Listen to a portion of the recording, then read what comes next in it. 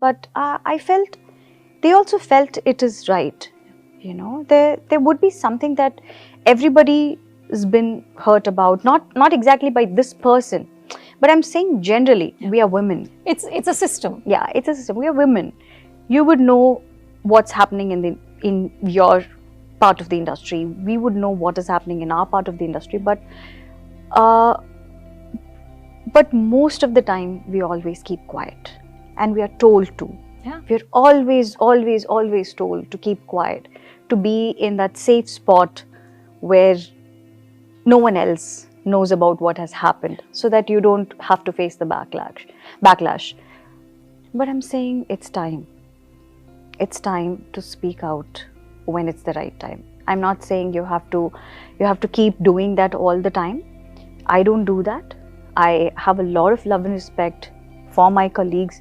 They have all been extremely good to me. Otherwise, I wouldn't have survived for so many years. There's a lot of respect more than love. But sometimes this felt right.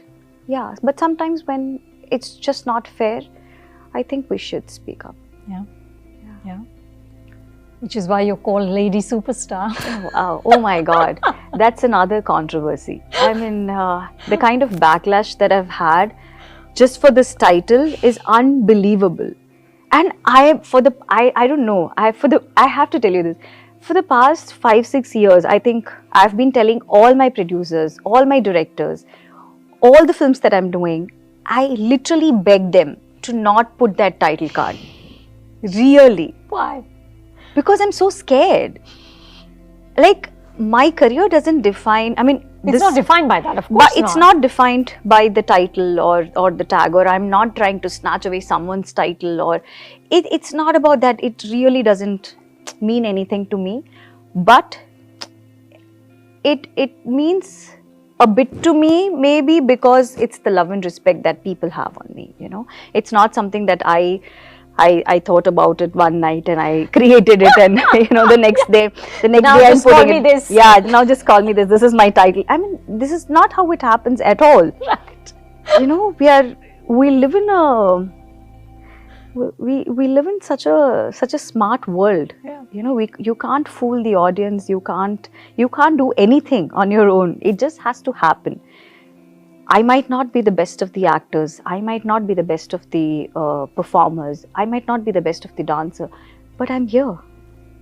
It might be because of my hard work, maybe because there's something that people have liked in me or loved in me, So I think all these titles and all these things really doesn't matter, but it's really unfair to, put me in a spot every time people put that tag, and I'm like, oh my God, can you please not use that tag? Because, I don't know, I always feel there is, especially men, women also.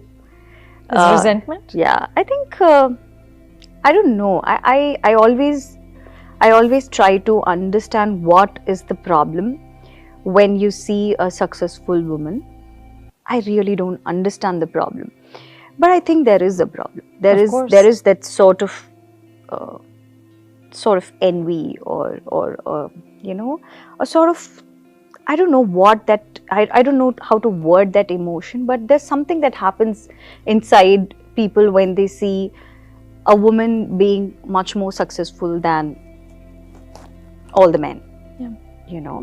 And it's not easy to survive, to be the lead for 20 years. A lot of backlash for the way you're looking. There was a lot of body shaming, like how I've explained it in the next Netflix documentary. There was a lot of slut shaming. There was, you name the shame, it was all written for me, So I think it was a lot for a girl of that age to take. So I think that made me very tough from inside. So today, if you ask me if it's your hard work or your toughness inside, I would say both. I have always worked hard. I have always worked hard. When all these so-called critics, reviewers, they wrote me off with body shaming and all that, I was like, there will come a day when you will have to write good things about me, and that day is going to come very, very soon. And it happened in a year. Really? Yeah. You know, all these good things happen when you have been good to a lot of people, when you have been a kind soul, you know. I'm not saying you have to do charity, you have to, you know, be good to everybody all the time, but just don't do anything bad to anyone, you know. So maybe all that goodness, all of my mom's prayers and all my hard work, all my discipline, the love and respect that I had gathered for so many years really worked for me when I wanted to make a comeback, you know. So I think, yeah, from that time onwards, I've been a different person. I think it's just the way we are all programmed, maybe. We all think that if somebody is successful, they have to get married to someone who's equally successful, or who's maybe a bit more successful than whatever, you know. But what I don't understand is that it's love that you're choosing. You're not choosing Success. Yeah, you're not choosing success. You're not choosing money. You're not choosing luxury. That's not how it's calculated at all. You fall in love, you fall in love. That's all. And with me and Vignesh, the thing is, so like how I said in the documentary, it was me who took the first step. Move. Yeah, First move. And that has never happened in my life. I think I'm too egoistic to take that first step. But with him, I just felt it's right. I just felt that if I don't make that first move, he might not even realize that I'm actually, you know, I actually like him. And our relationship is rock solid, you know, because it's based only on love. It's not based on anything else, you know. And when your relationship is based on unconditional love, where there is no exchange system, where there are no sacrifices or compromises to be made. He doesn't have to become a different person to be with me, or I don't have to become a different person to be with him.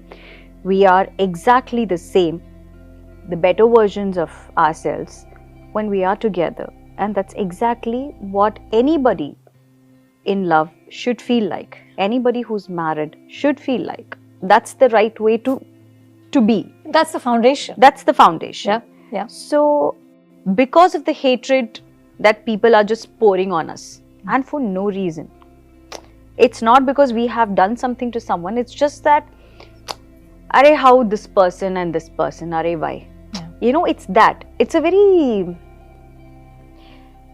lazy thought, I would say. It's a very lazy thought. It has no meaning, it has no depth.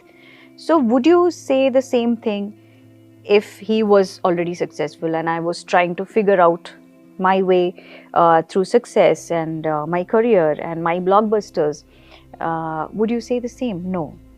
That would be expected. Yeah, that would be expected. Yeah. Because a male is always supposed to be extremely successful, and the girl is supposed to just come and, you know, play along. You know?